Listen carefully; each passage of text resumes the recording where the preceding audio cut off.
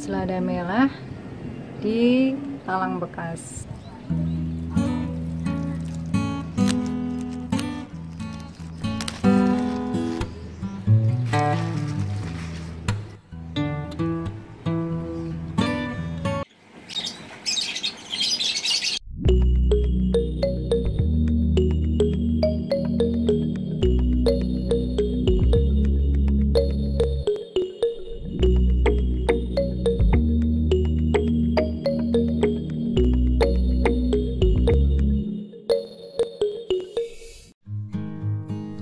Bismillahirrahmanirrahim. Assalamualaikum warahmatullahi wabarakatuh. Teman-teman semuanya, sahabat Taman Inspirasi, salah satu sayuran yang mudah untuk kita tanam sendiri di rumah adalah selada. Selada ini bisa diolah dengan berbagai macam jenis resep makanan, bisa untuk lalapan, pelengkap makanan seperti hamburger ataupun salad, bisa ditumis, bisa untuk bami goreng, nasi goreng, ataupun juga bisa di sop. Bagi teman-teman yang belum pernah mencoba, silahkan dicoba resep baru cara memasak selada selain untuk pelengkap atau lalapan ya. Sebenarnya selada ini bisa kita tanam sendiri di rumah karena untuk perawatannya sangat mudah dan juga tidak membutuhkan media tanam yang banyak serta lahan yang luas. Bentuk dan jenis selada ini berbagai macam bentuknya ya. Dan berikut ini adalah beberapa contoh jenis selada. Seen a lot of change, been through a lot of pain. Some things are not the same as they were a year ago, but all will be okay. I move on each and every day. The past is where it stays, way back a year ago. I've changed for the better this time. I thought I would never be fine. I strive just to say I'm alright, and for the first time in a long time I'm alright. Perawatan dan cara menanam selada ini sangat mudah, dan bagaimana caranya kita akan membahas bagaimana cara menanam selada mulai dari persemaian sampai panen. Yang pertama, memilih bibit tanaman yang berkualitas. Sebelum menanam selada adalah memilih jenis selada. Setiap jenis memiliki keunggulan masing-masing, dan kita bisa memilih bibit tanaman terbaik dengan membelinya di toko pertanian, bisa toko offline ataupun toko online. Jika teman-teman ingin membeli bibit selada yang berkualitas bagus, teman-teman bisa mengklik link di kolom deskripsi ya. Di situ tersedia berbagai macam jenis bibit selada dan juga bibit tanaman sayuran lainnya. Atau kalau tidak, teman-teman bisa menanam selada ini dari bibit sendiri ya. Bibit ini bisa kita dapatkan dari tanaman selada yang sudah tua. Kita biarkan saja sampai berbunga dan kita bisa memanen benihnya kalau sudah tua ya, dan bibitnya sudah kering. Kalau untuk selada hijau itu bibitnya warnanya hitam, kalau selada merah bibitnya itu warnanya putih.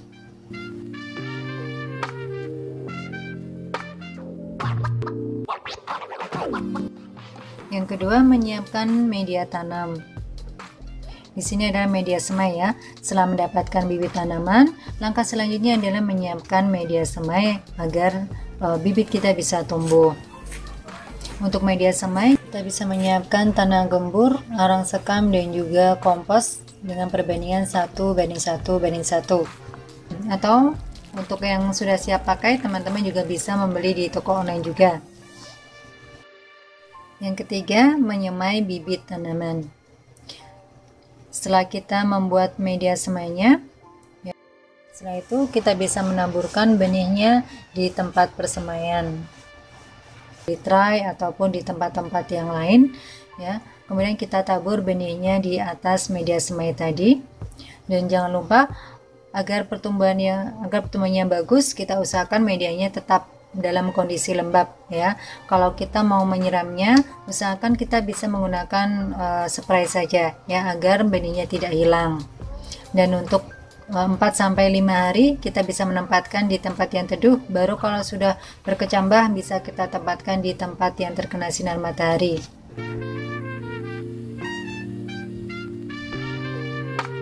keempat, mengolah lahan tanam. Kita bisa mempersiapkan lahan tanam selanjutnya jika ingin memindahkan ke media tanam yang baru ya, bisa di lahan, di pot, di polybag ataupun barang-barang bekas. Kalau kami sendiri ini di sini banyak ya tempatnya yang sudah kami tanam. Ini saat ini yang sudah kami panen adalah di talang ya.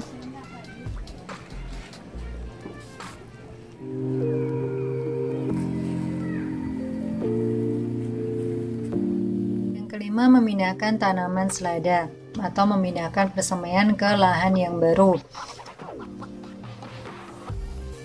Saat memindah tanam, kita harus melakukan dengan hati-hati agar bibit tanaman selada tidak rusak ya, sehingga tanaman tidak stres dan tumbuh dengan bagus di masa adaptasinya. Jangan lupa setelah kita tanam harus langsung kita siram ya.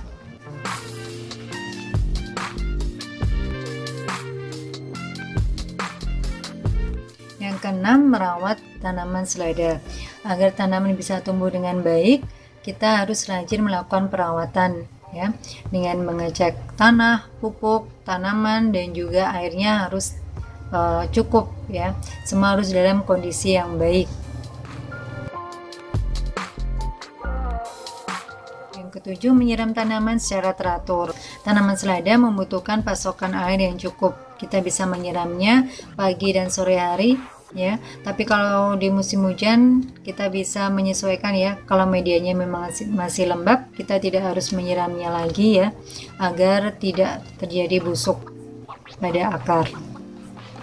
Untuk menyiram tiap hari kita bisa menggunakan air kolam, air sumur ataupun air PDAM. Cara untuk pemberian gizi, kita bisa memberikan air cucian beras baik yang sudah difermentasi ataupun belum selama 1 minggu sekali, atau kalau tidak bisa juga dikombinasi dengan pemberian MSG, bisa ditabur atau bisa juga dikocor.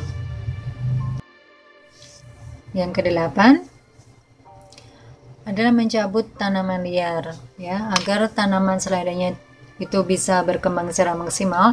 Jangan lupa gulma-gulma yang ada di sekitar tanaman selada ini harus rajin dalam membersihkannya agar nutrisi lebih fokus pada tanaman selada kita.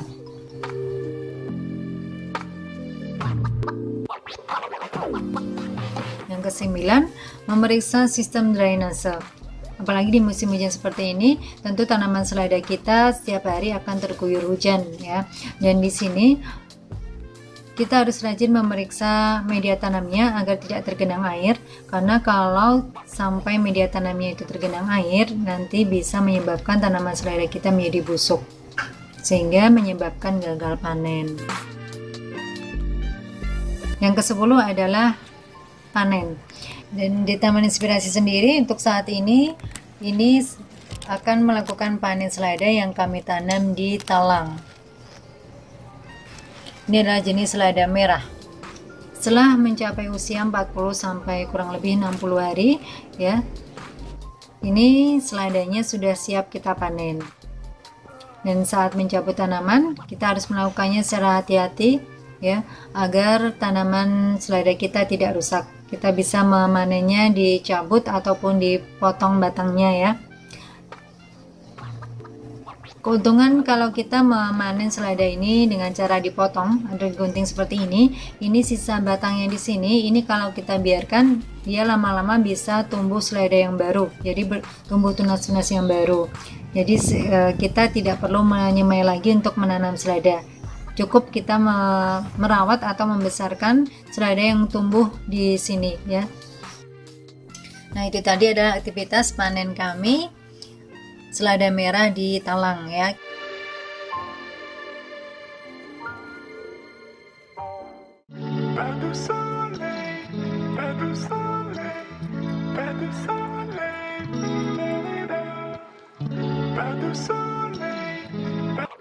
Ke-11 adalah membuat benih sendiri dari tanaman selada kita ya. Untuk membuat benih sendiri ya, kita sisakan beberapa tanaman selada kita, tentunya yang bagus ya, yang berkualitas bagus, tanamannya yang sehat, tidak berpenyakit ya. Kita biarkan sampai tua dan sampai tumbuh bunganya. Kemudian kalau sudah tumbuh bunganya, kita harus rajin tetap memberikan gizi yang bagus ya, agar bunganya itu bagus. Dan kalau sudah tua, ini bunganya sudah mengering, baru bisa kita panen bibitnya. Dan dari satu pohon saja tanaman selada ini bisa menghasilkan bibit-bibit yang baru dalam jumlah yang banyak ya. Jadi kalau kita mau menanam selada lagi, kita tidak perlu membelinya, cukup kita petik dari selada hasil tanaman kita sendiri. Dan insya Allah dari tanaman selada yang bagus akan menghasilkan bibit yang bagus juga.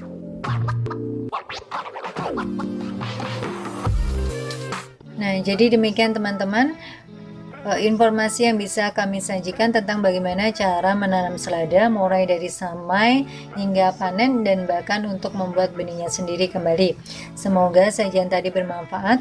Kami mohon maaf jika dalam tutur kata dan penyajian video ada yang kurang berkenan di hati rekan sekalian, dan terus berdoa kepada Allah Subhanahu wa taala di setiap aktivitas kita agar aktivitas yang kita lakukan bermanfaat dan berkah. Sekian dari kami. Wassalamualaikum warahmatullahi wabarakatuh.